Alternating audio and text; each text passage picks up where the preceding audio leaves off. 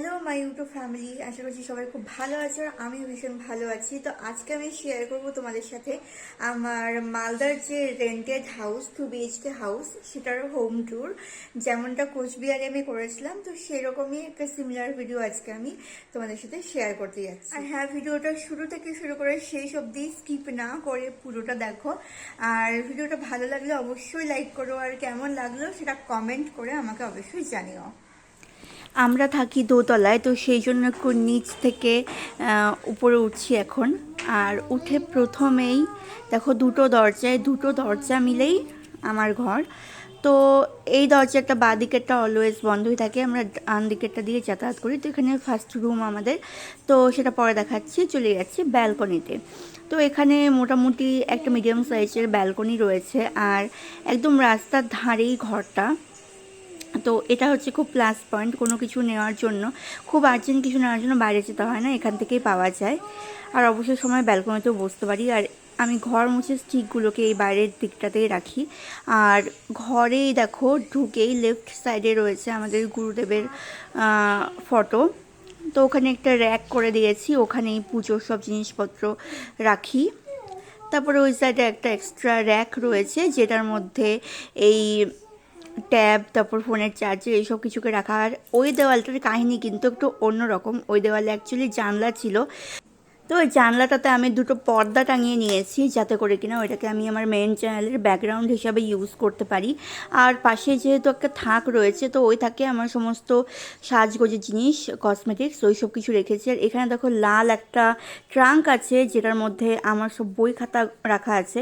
তো ওইগুলোকে আমি পাশের থাকটাতে রাখতে চেয়েছিলাম, বাট সময় করে উঠতে পারিনি। আর এই বেডটা তো দিদি দিয়েছিল, জানোই তোমরা। আর এইখানে একটা ইনডোর প্ল্যান্ট আমি লাগিয়েছি ভেতরে। তো এরপর এই ঘর থেকে বেরিয়ে সোজা চলে যাচ্ছি সামনের ঘরে। এই ঘরটাই আমাদের বেডরুম, যেটার দেওয়ালে ফার্স্টে দেখো এই সাইডে টিভি লাগানো আছে। আর ওই জানলাগুলো আমরা সচরাচর খুলি না, কারণ জানলার ওই পাশের বাড়ির দেওয়াল, তো খোলার কোনো প্রয়োজন নেই। আর ওখানে একটা চেয়ার, যেটাতে এখন শীতকালের মানে এরকম জামা কাপড় রাখা থাকে। আর এই বেড কভারটা যেদিন আমি কোচবিহারে থাকতে ভিডিও করেছিলাম, সেই দিনও পাতা ছিল। আর এই হচ্ছে আমাদের আনলা, যেটা শীতের কারণে এখন প্রচণ্ড পরিমাণে রোজই অগোছালো হয়ে যাচ্ছে।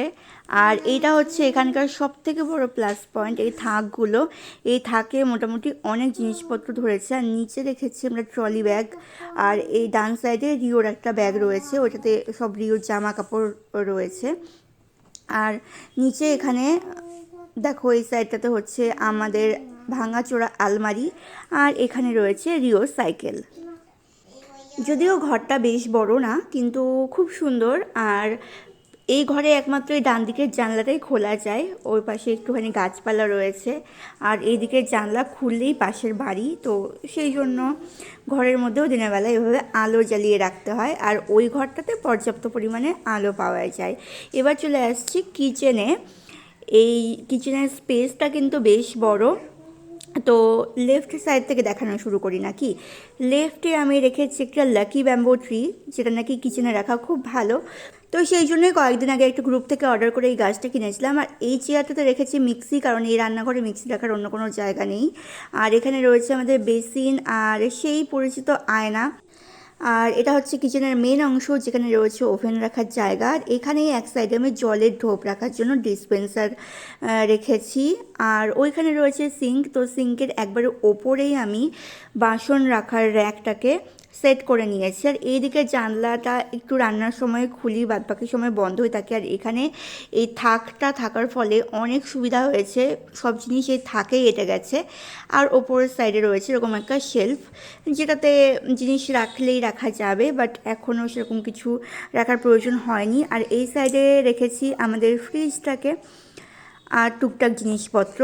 আর এখানটাতে রয়েছে টেবিল, যার এক একটা চেয়ার এক একটা জায়গায় ছড়িয়ে ছিটিয়ে আছে। একটাতে রয়েছে মিক্সি, একটা রয়েছে শোবার ঘরে কাপড়, আর একটা রয়েছে ব্যালকনিতে। কিচেন থেকে সোজা বেরিয়ে দুই ঘরের মাঝখান দিয়ে একটা সরু গলি মতন গেছে, যেটা দিয়ে একদম সামনেই এখানে রয়েছে ল্যাট্রিন করার জায়গা। তো সেটা দেখানোর মতন কিছু নেই, সবার বাড়িতে যেরকম হয় সেরকমই থাকে। আর এখানে রয়েছে বাথরুম। তো এই বাথরুমে মোটামুটি এই দুটো থাকার ফলে আমাদের সমস্ত জিনিসপত্র, বিশেষত শাওয়ারের সময় যেই সব কিছু প্রয়োজন পড়ে সবটা এখানে আমরা রাখতে পেরেছি। তো এই ছিল আমার ছোটোখাটো হোম ট্যুর। ভিডিওটা ভালো লাগলে অবশ্যই লাইক করো, আর দেখা হচ্ছে নতুন একটা ভিডিও নিয়ে।